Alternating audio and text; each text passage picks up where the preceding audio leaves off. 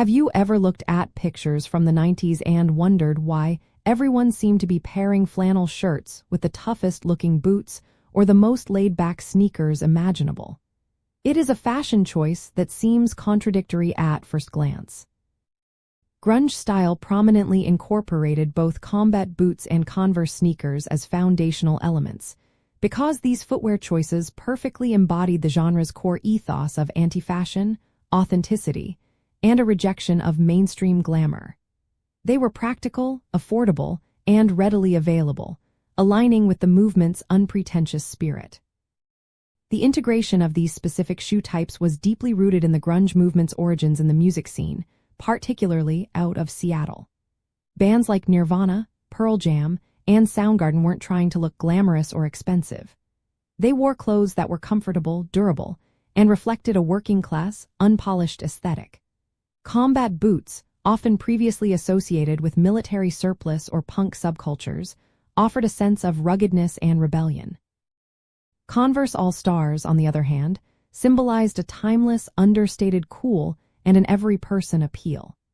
Both types of shoes were deliberately chosen to contrast with the polished, expensive fashion prevalent in the 80s, making a clear statement against consumerism and superficiality.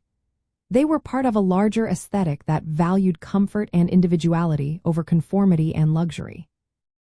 To truly capture the essence of 90s grunge, think about balance and comfort. Pair your well-worn combat boots with something unexpected, like a floral dress, to create a deliberate contrast. For Converse, embrace their casual nature by combining them with ripped jeans and an oversized band t-shirt. The key is to look effortlessly cool, not meticulously styled, as if you just threw on what felt right. Do not be afraid to mix patterns and textures, which was a hallmark of the style. An interesting aspect of this footwear choice is how it subtly blurred gender lines. Both men and women equally adopted combat boots and Converse, contributing to grunge's more egalitarian fashion approach. Furthermore, many of these boots were found at thrift stores, a popular shopping destination for grunge enthusiasts looking for unique, inexpensive pieces. This reinforced the idea that fashion did not have to be costly to be impactful. The iconic Chuck Taylor All-Star, for example, had already cemented its place in American culture for decades, making it a familiar, unpretentious choice. Ultimately, combat boots and Converse were more than just shoes in grunge fashion. They were powerful symbols of a cultural rebellion.